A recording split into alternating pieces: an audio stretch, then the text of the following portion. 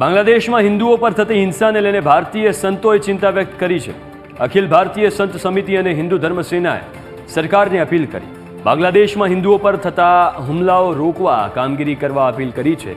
અખિલ ભારતીય સંત સમિતિના રાષ્ટ્રીય અધ્યક્ષ અવિચલદાસ મહારાજે કહ્યું કે સંસદમાં વિરોધ કરતા પક્ષો બાંગ્લાદેશ મામલે કેમ ચૂપ છે। ભારતમાં રહેતા બાંગ્લાદેશી લોકોને દેશ બહાર કરવામાં આવે છે।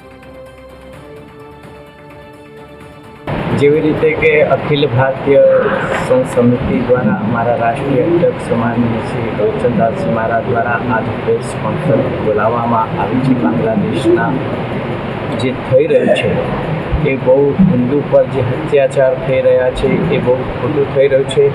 એના વિરોધમાં અમે સૌ સંતો એક બની અને સૌ સંત અને સંત સમિતિ દ્વારા સૌ સંતોને પણ અમે આહ્વાન કરીએ છીએ કે આપણે સૌ એક બની અને જે આ બાંગ્લાદેશમાં આપણા હિન્દુઓ પર જે અત્યાચાર થઈ રહ્યો છે એના વિરોધમાં આપણે સૌ એક આવી અને આગળ બની અને આગળ થઈ અને એ રોકવામાં આવે અને સરકારશ્રીને પણ અમે કહેવા માગીએ છીએ કે એમાં આપ સૌનું જે યોગદાન છે।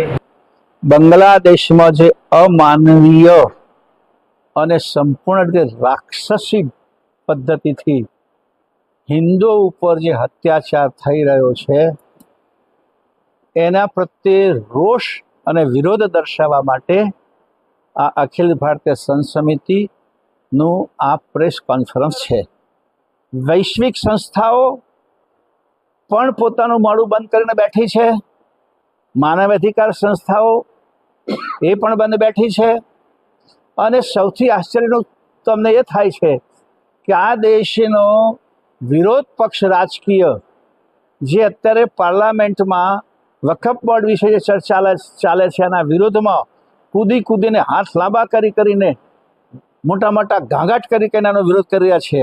એ બાંગ્લાદેશમાં હિન્દુઓની જે આ દુર્ગતિ થઈ રહી છે એની સામે એક શબ્દ પણ બોલતા નથી, એનું અમને આશ્ચર્ય થાય છે।